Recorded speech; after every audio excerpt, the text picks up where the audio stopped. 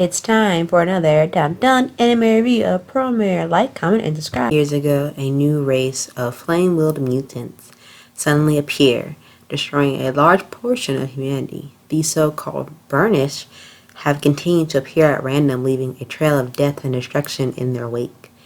The Automugus Republic of Promplipo is a thriving nation thanks to the incredible efforts of their leader, Kaya Foresight, against the Burnish. A team of firefighters known as the Burning Rescue is tasked with stopping these horrifying monsters using the most performant technology available thanks to their incredible mechanic, Lucia Fix.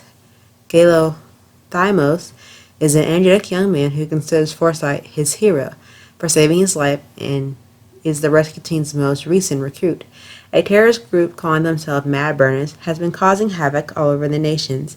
After encountering with Mad Burners leader Leo Forte, Gallo sets out on his fated journey to find the truth about these mutants, ultimately leading him to question everything he previously held to be true. This is a one-episode, think like movie more precise than actually calling it an anime series. It's originally a movie, I feel like. It premiered May 24th, 2019, based off original series. It is action, mecha, sci-fi, superpower. It is the duration of it is an hour and 51 minutes and is rated PG-13. Now let's get started into the review. What I really like about this anime, besides its bright color scheme and the story, I think overall with this movie, it makes the audience be more aware, but also makes the anime seem like the plot line kind of reminds that of maybe, not to say exact replica of it, but maybe a similar homage to Girl La Kill. And, I feel like with Studio Trigger, it does have some of its big names, shows that it's produced before, like Gurren Lagann, Kill La Kill. And, sometimes you think Studio Trigger for itself could draw two comparisons between the shows, would be unrecognizable, especially when they have such a interesting and vivid color of an anime, especially a movie at that. Especially when it's like right at like around 2 hours instead of like a 24 episode anime saga as it normally is. I think a very strong result of that is that the story in this movie goes at a very fast beat pace. There's not a single moment where you have to like look away or blink for even a second.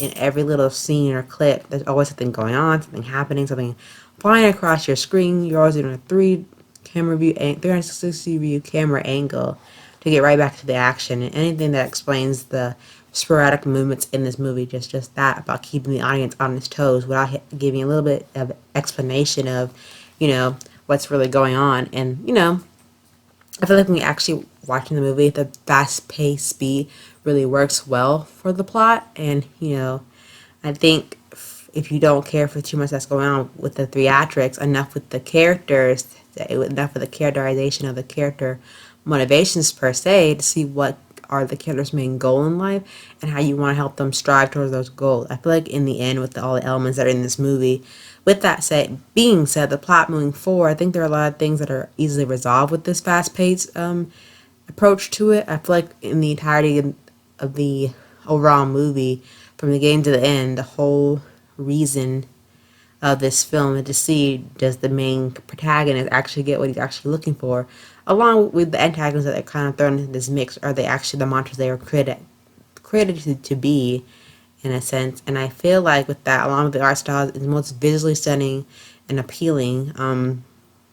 Overall, I think every single action was up to par, very hype, very dynamic, and very satisfactory with all the fight scenes that took place, all the storylines, and how they just went from one scene to the next, one scene to the next, one scene to this next. And I feel like even with each scene going the next, and the camera angles did a very good job, make sure each character got their own spotlight when it was time for them to speak, or like the character conversations that were happening between each of these characters. I think every movie, especially anime movies, do a really good job where they focus on particular camera shot and how they transition between that scene to the next. In other words, animation just was really done really well. Like, it was done amazingly, along with like the 3D aspect to it and some of the CG animation I prefer. It's like really, really good, and like the choreography of all the movements were spotless, well done.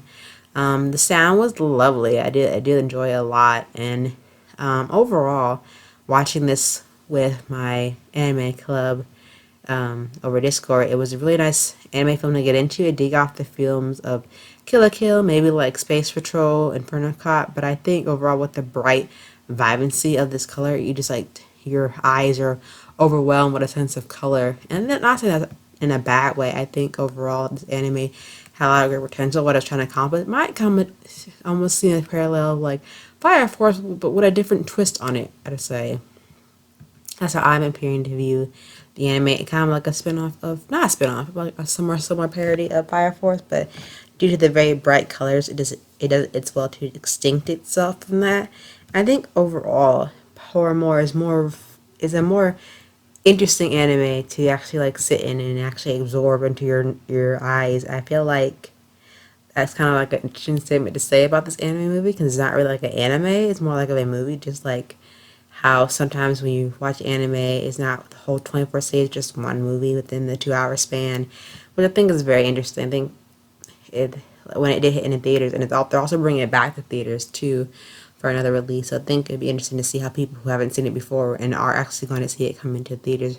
Hopefully, really soon. I think it's coming out somewhere in July. That just be prepared to be awestruck with the different character designs, the vivid colors, and the lovely color palettes at its finest yet, and think of it as a journey through maleficent but vivid and bright colors. And I'm sure like you all will enjoy.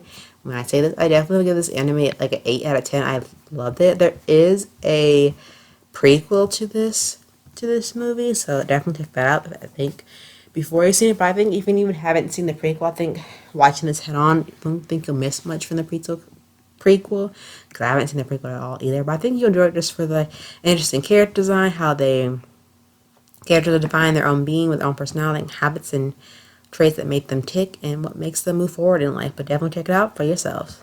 Thanks for tuning into this anime review. Give this big video a big thumbs up. Let me know that you liked it. Don't forget to comment down below in the comment section what anime you want to review next or any suggestions that you may have.